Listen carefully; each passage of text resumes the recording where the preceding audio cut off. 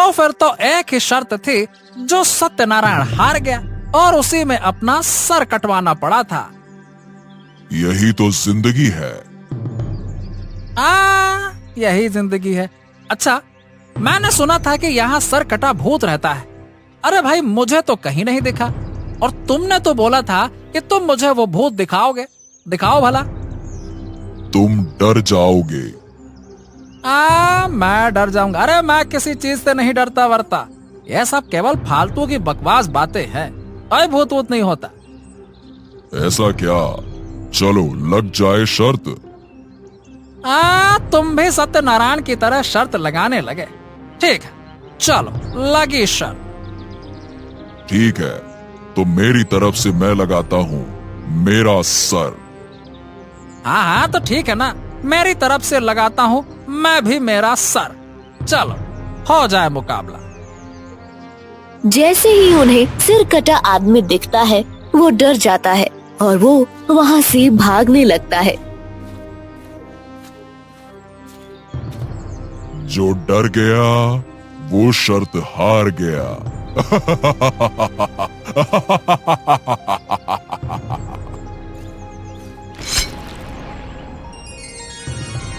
बहुत समय पहले की बात है। एक विशाल और समृद्ध राज्य था जिसका नाम सत्यगढ़ था। वहाँ के राजा वीरेंद्र एक न्यायप्रिय और प्रजा पालक शासक थे। उसी राज्य में एक व्यक्ति आता है।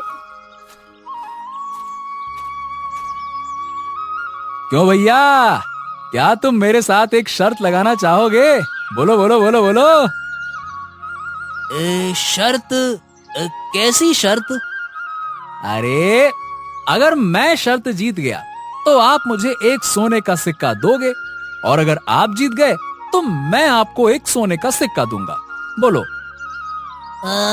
हाँ ठीक है, चलो मैं शर्त लगाने के लिए तैयार हूँ। ठीक है, तो क्या तुम बता सकते हो ऐसा कौन सा फल है जिसे खाने के लिए छीलना नहीं पड़ता, लेकिन उसके अंदर से बीज भी नहीं निकलते?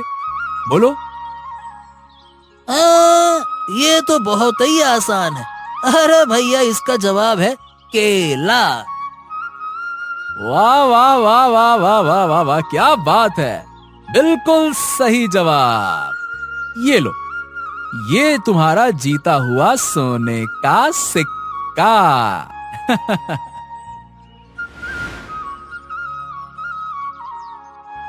ए भैया सत्यनारायण, तुमने तो बहुत अच्छा सवाल पूछा, लेकिन क्या तुम मेरे साथ भी शर्त लगाओगे? बोलो। हाँ हाँ हाँ, क्यों नहीं। तुम्हारे पास कौन सी शर्त है? बोलो। मेरी शर्त और भी कठिन है। सुनो, ऐसी कौन सी चीज है जिसे तुम जितनी देर ज्यादा उठाओ वो उतनी ही हल्की होती जाती है? बोलो। हाँ, ये थोड़ा मुश्किल है। शायद इसका जवाब धुआं है, क्योंकि जब तुम धुआं उठाते हो तो वो धीरे धीरे हल्का होता जाता है और फिर उड़ जाता है। हाँ, तुम्हारा जवाब बिल्कुल सही है। तुम शर्त जीत गए। ये लो शर्त का जीता हुआ सिक्का। फिर सत्यनारायण वहाँ से चले जाते हैं। राजकुमारी अपने कक्ष में बैठी है।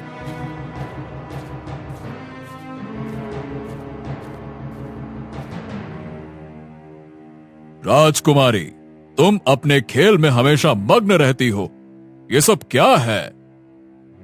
पिताजी, अगर मैं आपको एक पहेली दूं और आप उसका जवाब नहीं दे सके तो आपको अपनी शाही तलवार मुझे उपहार में देनी होगी। और अगर मैं तुम्हारी पहेली का उत्तर दे दूं तो मैं आपकी पसंद का कोई भी कार्य करूंगी। ठीक है राजकुमारी, मैं तुम्हारी शर्त स्वीकार करता हूँ। अब तुम अपनी पहेली सुनाओ। बोलो। सुनिए, ऐसा क्या है जो बिना हिले डुले हमेशा चलता रहता है और जिसे हम छू नहीं सकते? वाह, ये तो बड़ी कठिन पहेली है, लेकिन मुझे इसका उत्तर मालूम है। इसका उत्तर है समय। बिल्कुल सही पिताजी, आपने मेरी शर्त जीत ली। तो अब तैयार हो जाओ राजकुमारी। मेरा आदेश है कि तुम आज दरबार में जाकर प्रजा के साथ कुछ समय बिताओ। ठीक है पिताजी, आपकी ये शर्त भी मुझे स्वीकार है। ये हुई ना बात। और हाँ, अगली बार शर्त लगाने से पहले ये मत भूलना कि राजा से मुकाबला करना आसान नहीं है, ठीक है? अगली बार और भी कठिन पहेली लेकर आऊंगी पिताजी। अब देखूंगी आप कैसे जीतते हैं। एक दिन अचानक से एक व्यक्ति सत्यनारायण के पास आता है।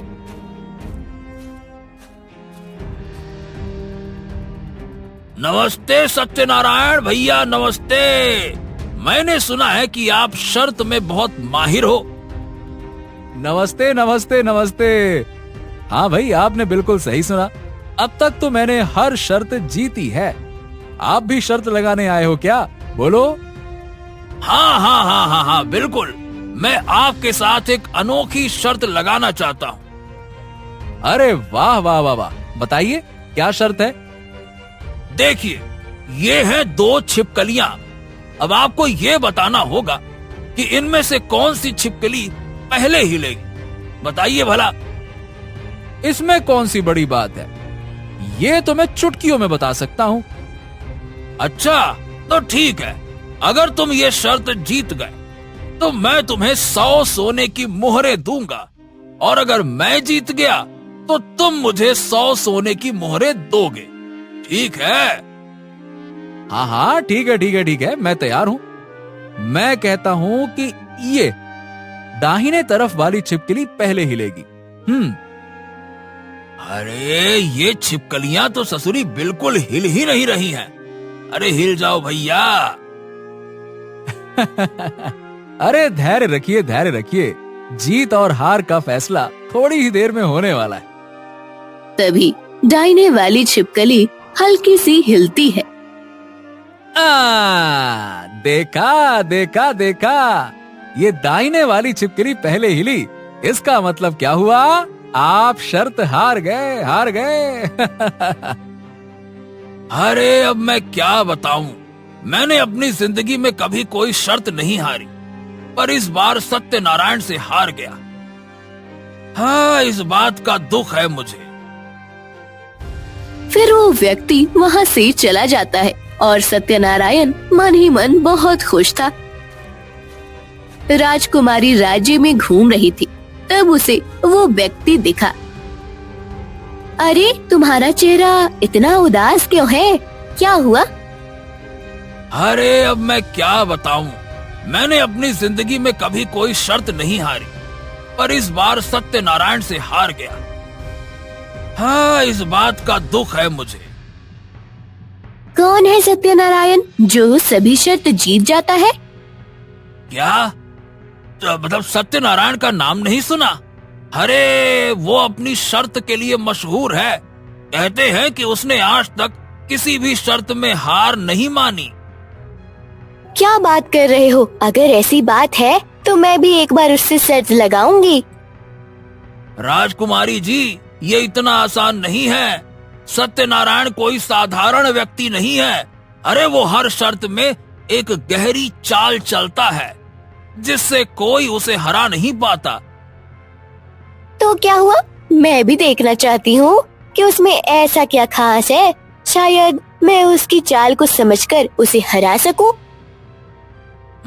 तुम्हारा आत्मविश्वास काबिले तारीफ है, लेकिन भाई, सत्यनारायण से शर्त लगाना अपने आप को जोखिम में डालने जैसा है। जोखिम लेने में ही तो असली मजा है। मैं जानना चाहती हूँ कि वो किस तरह की शर्तें लगाते हैं। ठीक है, जैसी तुम्हारी इच्छा, पर थोड़ा ध्यान से, वो इसमें माहिर है। फिर राजकुमारी अपने महल वापस आ जाती है।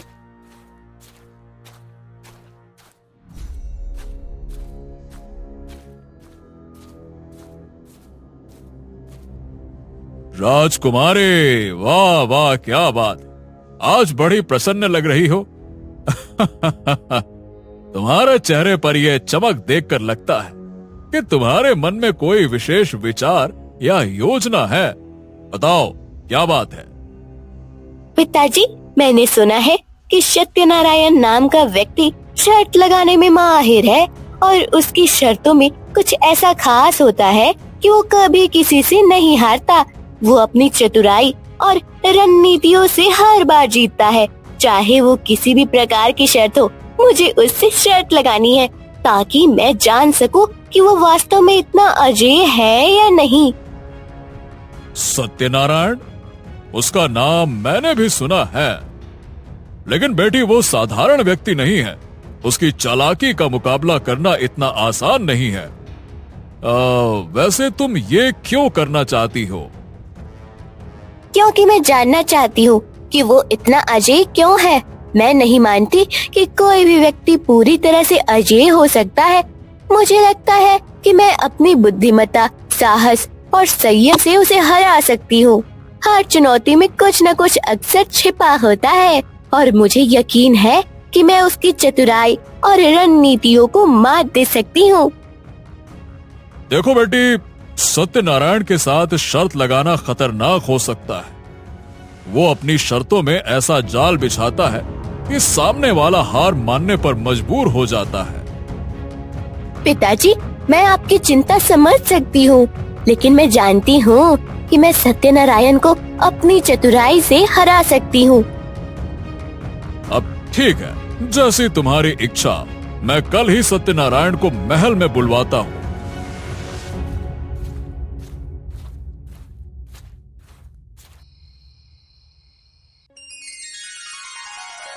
अगले दिन सत्यनारायण महल में आते हैं।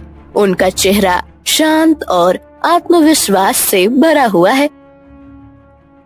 आइए आइए आइए सत्यनारायण, मैंने आपके बारे में बहुत सुना है। चलिए, आज देखते हैं कि वो बातों में कितनी सच्चाई है। धन्यवाद महाराज, धन्यवाद। मैं जानता हूँ कि यहाँ के लोग मुझसे बहुत उम्मीद रखते हैं और मैं उनकी उम्मीदों पर खरा उतरने की पूरी कोशिश करूंगा। सैनिकों, जल्दी से राजकुमारी को बुला कर ले आओ। सैनिक तुरंत राजकुमारी के कक्ष की ओर जाते हैं।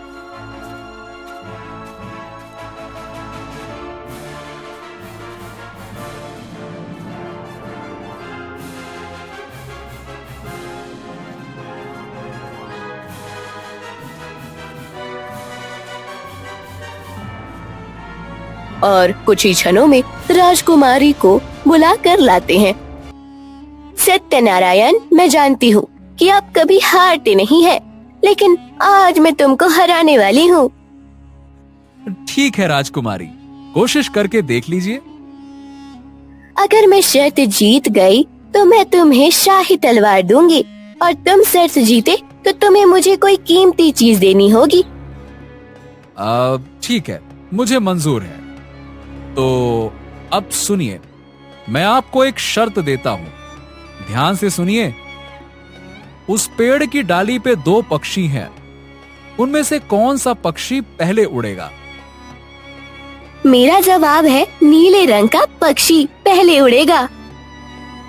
थोड़ी देर बाद पीले रंग का पक्षी उड़ जाता है।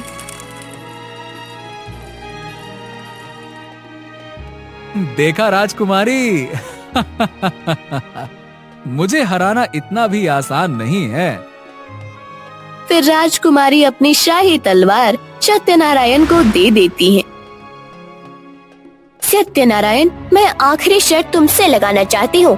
अगर तुम वो शर्त जीत गए तो मैं तुम्हें अपना सर दूंगी, लेकिन अगर मैं वो शर्त में जीत गई तो तुम्हें अपना सर मुझे देना होगा। बेटी, ये तुम क्या बोल रही हो? हमें पता ही है कि सत्यनारायण कभी शर्त नहीं हारता। तुम अपना जीवन क्यों जोखिम में डाल रही हो? एक बार और सोच लो राजकुमारी जी, कहीं ये शर्त आपकी आखिरी शर्त ना बन जाए। आपको पता ही है कि मैं शर्त कभी नहीं हारता। सत्यनारायण, मैंने हर पहलू पर विचार कर लिया है। ये शर्त हमारी बुद्धिमत्ता और साहस की परीक्षा होगी। मैं तैयार हूँ, तो क्या तुम भी तैयार हो? ठीक है राजकुमारी, मैं आपकी शर्त स्वीकार करता हूं, लेकिन ध्यान रहे ये खेल अब साधारण नहीं रहेगा। बताइए, आपकी शर्त क्या है? तुम्हें अपनी परछाई एक दिन के लिए अपने से दूर करनी है। अगर तुमने ये कर लिया तो तुम ये शर्त जीत जाओगे। मैंने अब तक वैसे कई चुनौतियों का सामना किया है, पर इस बार की चुनौती सबसे कठिन लग रही है। लेकिन परछाई को अलग करना असंभव है। अगर मैंने वो कर दिया तो? अच्छा, अगर आपने कर दिखाया तो आप ये शर्त जीत जाएंगी, लेकिन अगर आप नहीं कर पाई तो शर्त के मुताबिक आपको अपना सर देना होगा। अब मैं भी देखता हूं कि आप ये कैसे करती हैं।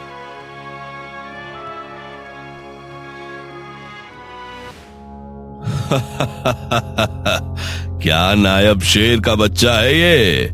अगर इसका शिकार कर लिया तो इसकी खाल और नाखून बड़ी कीमत में बिकेंगे, और हाँ, मेरा बदला भी पूरा हो जाएगा। अरे देखो तो सही, इसका बाप तड़प रहा है अपने बच्चे को बचाने के लिए, लेकिन बेबस है। उसकी टांगे तो झाड़ी में बुरी तरह फंसी हुई है, बेचारा कुछ कर ही नहीं सकता। अब देख, मैं तेरे सामने तेरे इस मासूम बच्चे को मौत के घाट उतार दूंगा।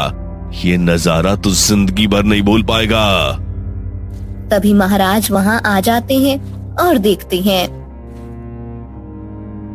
अरे बाप रे बाप, ये शिकारी तो सच में उस शेर के मासूम बच्चे को ही मार डालेगा। और वो बेचारा शेर, वो तो अपनी ही आंखों के सामने सब कुछ होते हुए देख रहा है, लेकिन कुछ कर नहीं पा रहा है। नहीं, ऐसा नहीं होने दे सकते। हमें हर हाल में इस शिकारी को रोकना होगा। किसी भी कीमत पर उस शेर के बच्चे को बचाना ही होगा। तभी शिकारी भाला फेंकता है और महाराज भी भाला फेंकते हैं और महाराज शेर के बच्चे को बचा लेते हैं और उसके पिता के पास ले जाते हैं। तब तक सैनिक शिकारी को पकड़ लेता है।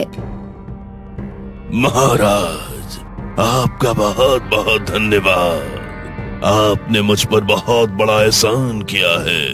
यह एहसान मैं कभी नहीं भूलूंगा।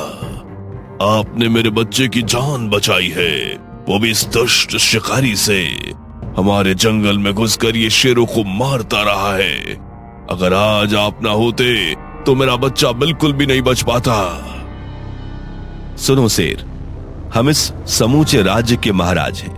गांव वालों की रक्षा हमारी जिम्मेदारी है, पर केवल इंसानों की नहीं, इस जंगल के हर जीव, हर प्राणी की सुरक्षा भी हमारा कर्तव्य है।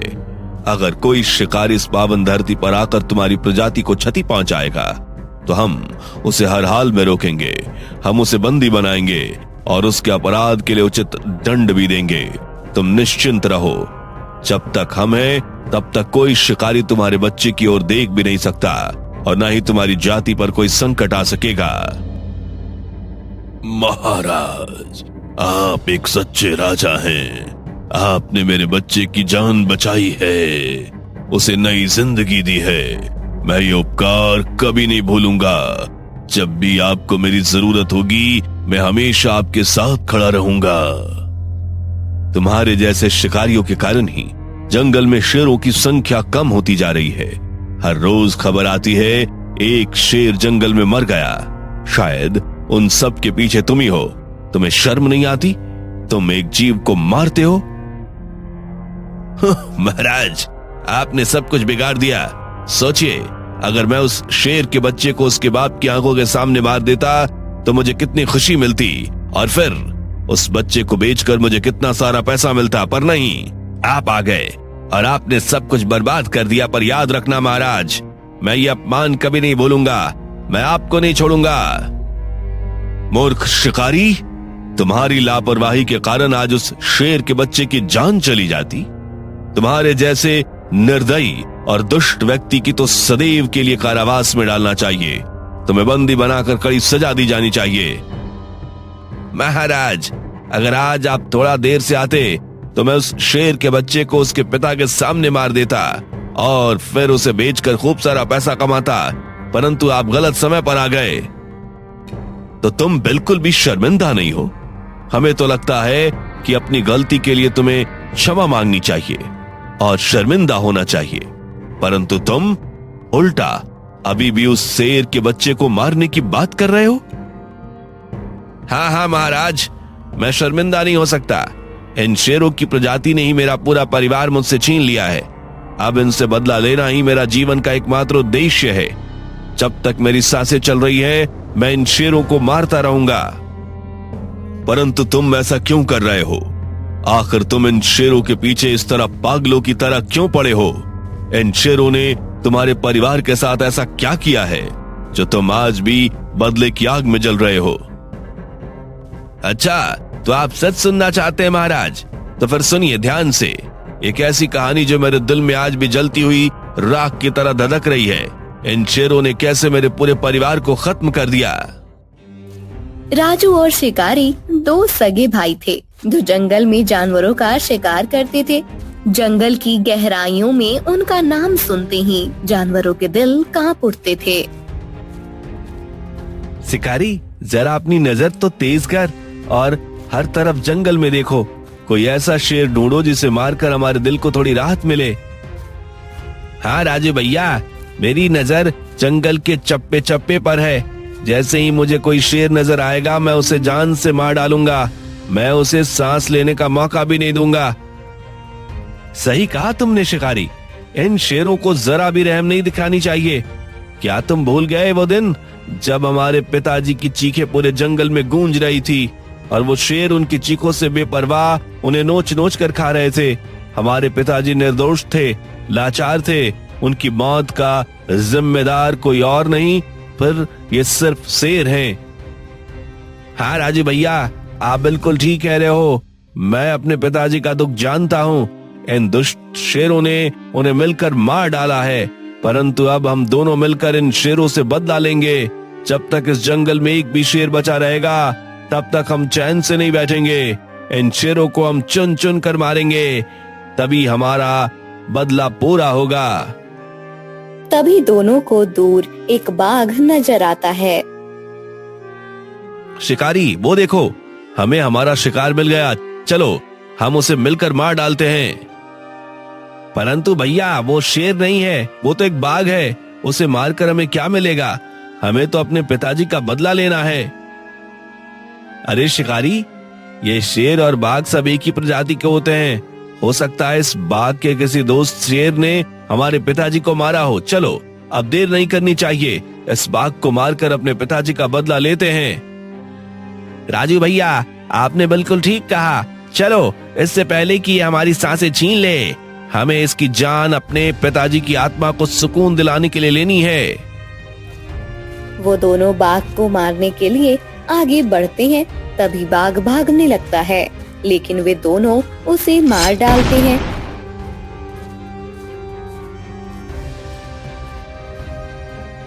शिकारी देखो, हमने इस बाघ को मार डाला। इसे मरा हुआ देखकर बहुत सुकून मिल रहा है। ऐसा लगता है मेरे पिताजी की आत्मा को अब मुक्ति मिल जाएगी। हाँ राजू भैया, मेरा निशाना तो हमेशा से अचूक रहा है। देखिए ना, एक ही बार में इस बाघ को खत्म कर दिया। अब देर किस बात की? इसे उठाकर शहर ले चलते हैं और यहाँ इसके बदले हमें अच्छी खासी रकम मिलेगी। तुम बिल्कुल ठीक कह रहे हो। ऐसे हमारे पिताजी का बदला भी पूरा होगा और हम मालामाल भी होते जाएंगे। दोनों बाघ को उठाकर शहर ले जाते हैं और बेच देते हैं। अब उन दोनों के पास बहुत सारा पैसा हो गया था। अरे ये क्या, इतने पैसे कहाँ से आ गए तुम लोग के पास? क्या आज भी तुम दोनों किसी शेर को मारकर उसे बेचकर पैसे कमा कर लाए हो? हाँ माँ जी, आप बिल्कुल ठीक कह रही हैं। हम दोनों ने मिलकर आज एक बाघ को मारा और उसे बेचकर इतने सारे पैसे कमाए। आखिर कब तक चलेगा ये सब? कब बंद करोगे ये बेमानी खूनी खेल? तुम्हारे पिताजी की मौत शेरों की वजह से नहीं हुई थी, बल्कि उनकी अपनी गलतियों की वजह से हुई थी। वो एक शिकारी थे, जंगल के नियम तोड़ते थे। तुम दोनों इन शेरों को मारना बंद करो। अगर तुम दोनों समय रहते नहीं रुके, तो शायद अगली लाश तुम दोनों में से किसी एक की होगी। अरे माँ जी, ये आप कैसी बातें कर रही हैं? जब तक इस जंगल में एक भी शेर बचेगा हमारे पिताजी का बदला पूरा नहीं होगा। हम दोनों मिलकर इस जंगल के एक एक शेर को मार डालेंगे, तभी तो हमारे पिताजी की आत्मा को मुक्ति मिलेगी। हाँ माँ जी, शिकारी बिल्कुल ठीक कह रहा है। ऐसे ही हमारे पिताजी का बदला पूरा होगा और उन शेरों को बेचकर हम जो कमाते हैं उससे हमारा घर भी अच्छे से चलेगा। तुम्हें समझ नहीं आता, पर एक दिन समझ आ जाएगा, जब शेरों की दहाड़ तुम्हारी सांसों से टकराएगी और तुम्हारा अंजाम भी वही होगा जो तुम्हारे पिता का हुआ था। हमें कुछ नहीं होगा माँ जी, आपकी दुआएं हमारे साथ हैं और जब तक ये सांसें चल रही है हम हार नहीं मानेंगे। इसी तरह कुछ दिन बाद शिकारी बीमार हो जाता है। बेटा, आज तू बहुत बीमार लग रहा है। तेरे चेहरे की रंगत बता रही है कि तू ठीक नहीं है। आज तू जंगल नहीं जाएगा, तू आराम करेगा, यही मेरे सामने रहेगा। जब तक मैं सांस ले रही हूँ तुझे कहीं नहीं जाने दूंगी। हाँ शिकारी, माँ जी बिल्कुल ठीक कह रही हैं। तुम्हारी तबीयत आज बहुत खराब है। आज तुम घर में आराम करो, मैं हूं ना, मैं अकेले जाकर ही शेरों को मारकर अपने पिताजी का बदला लूंगा और उन्हें बेचकर अच्छे पैसे भी कमाऊंगा। तुम आज घर पर ही आराम करो। नहीं भैया, आप अकेले क्यों जाएंगे? वो शेर आप पर हमला कर सकते हैं। मैं आपके साथ ही चलूंगा, मेरी तबीयत बिल्कुल ठीक है। शिकारी, मैंने कहा ना, तुम कहीं नहीं जाओगे, तुम घर पर ही आराम करो। मैं जंगल जा रहा हूँ, आज का सारा काम मैं अकेले ही करूँगा। राजा उस दिन अकेले ही जंगल चला गया, परंतु उस दिन राजू की किस्मत खराब थी। एक खूनी शेर ने राजू पर हमला कर दिया और उसे मार डाला और उसके कुछ दिनों बाद ही मेरी माँ भी मेरे भाई के गम में चल बसी और इसी तरह उन शेरों ने मिलकर मेरे पूरे परिवार को नष्ट कर दिया। तुम तो एक निर्दयी शिकारी हो। अपने पिता की मौत का बदला लेने के जुनून में तुमने कितने मासूमों की जान ले ली, ना जाने कितने शेरों को बेरहमी से मार डाला। बदले की आग ने तुम्हें अंधा कर दिया है, लेकिन अब बस, अब तुम्हारी आजादी खत्म हो चुकी है। अब तुम जिंदगी भर हमारे कारावास के बंदी रहोगे। मंत्री जी, हमारे कारावास में एक नया बंदी आया है जो बहुत ज्यादा खतरनाक है। ना जाने कितने शेरों को उसने अकेले ही मार डाला। आप उस बंदी को अच्छे से ख्याल रखिएगा, कहीं वो कारावास से भाग न जाए। ठीक है महाराज, आप चिंता न कीजिए, मैं उस बंदी को अच्छे से ख्याल रख के रखूंगा। वह कारावास से कहीं भी भाग नहीं पाएगा। आप चिंता मुक्त हो जाएं। मैं तो कब से ऐसे ही किसी खतरनाक आदमी की तलाश में था जो मेरे साथ मिलकर कुछ बड़ा करे, कुछ ऐसा जिससे महाराज की गद्दी मुझे मिल जाए। अब मैं इस पूरे राज्य का राजा बन जाऊंगा। अब जब ऐसा आदमी खुद हमारे कारावास में बंद है तो मुझे उससे जरूर मिलना चाहिए। सुना है तुम एक खतरनाक शिकारी हो। तुमने ना जाने अकेले ही कितने शेरों को मौत के घाट उतार दिया। तुम तो बहुत बहादुर हो। हाँ, ये सब कुछ मैंने अपने पिताजी का बदला लेने के लिए किया और मैं बदला लेने के लिए कोई भी हद पार कर सकता हूँ। जब तक मेरे पिताजी का बदला पूरा नहीं होगा मैं ऐसे ही शेरों को मारता रहूंगा। अरे परंतु आज भी तो किसी शेर के बच्चे को मारने वाले थे, तो फिर तुमने उसे क्यों नहीं मारा? महाराज गलत समय पर जंगल में आ गए। महाराज ने अपनी मौत खुद ही बुला ली। इस बार शेर का बच्चा बच गया, लेकिन अगली बार कोई नहीं बचेगा। मैं एक एक शेर को खत्म कर दूंगा, फिर राजकुमार को उनके सामने मारूंगा और आखिर में महाराज को भी खत्म कर दूंगा। तब जाकर मेरा बदला पूरा होगा। अरे वाह, जैसा सुना था तुम तो बिल्कुल वैसे ही खतरनाक हो। अगर हम दोनों साथ मिल जाए तो हम मिलकर बहुत कुछ कर सकते हैं। क्या तुम क्या कहना चाहते हो? मैं तुम्हारी बात नहीं समझा। देखो, मैं भी महाराज को मारकर इस पूरे राज्य पर राज करना चाहता हूँ और तुम भी महाराज से अपना बदला लेना चाहते हो, तो क्यों ना हम दोनों मिल जाएं। मैं आज ही रात इस कारावास को खोल दूंगा। फिर तुम जाकर राजकुमार को उठा लेना, उनका अपहरण करके उन्हें जंगल में ले जाना। फिर सुबह कुछ भी करके मैं महाराज को जंगल ले आऊंगा। फिर तुम उन दोनों को मार डालना और ऐसे में हम दोनों का काम हो जाएगा। अरे वाह, ऐसी बात है तो फिर ठीक है, मैं तुम्हारे साथ हूँ। मुझे छोड़ दो, मैं सुबह तुम्हारा जंगल में इंतजार करूंगा और महाराज के आते ही उनके बच्चे और उन्हें जान से मार डालूंगा। ठीक है मंत्री जी, आप बहुत धन्यवाद आपका। मंत्री अब शिकारी को कारावास से आजाद कर देता है। शिकारी चुपचाप महल की ओर बढ़ता है और वो राजकुमार को उठाकर राजमहल से ले जाता है।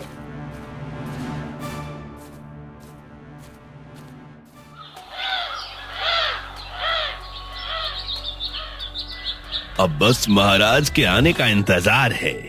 महाराज के आते ही मैं पहले इस बच्चे को मारूंगा, उसके बाद महाराज को भी मार डालूंगा। मेरा बदला पूरा हो जाएगा। उसके बाद मैं आजाद होकर जंगल के सारे शेरों को मार डालूंगा। मेरा बदला पूरा हो जाएगा। अरे बाप रे, ये तो वही शिकारी है और ये किसका सुपुत्र जंगल में उठा कर ले आया है। जरूर ये इस बच्चे के साथ कुछ गलत करने वाला है। मुझे आज इसको सबक सिखाना होगा। मैं इसे आज जिंदा नहीं छोड़ूंगा।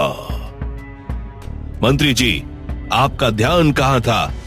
कोई राजमहल में कैसे घुस आया और रात के समय हमारे राजकुमार का अपहरण भी करके ले गया? आप कुछ ना कर सके? महाराज, वो शिकारी, वो जिसे आपने कल बंदी बनाया था, वो बहुत खतरनाक था। उसके कारावास का दरवाजा टूटा हुआ है। वही आपके राजकुमार को राजमहल से ले गया है। क्या वो शिकारी? वो तो बहुत ज्यादा खतरनाक है। हमें अपने राजकुमार को कैसे भी करके ढूंढना होगा, जल्दी ढूंढना होगा।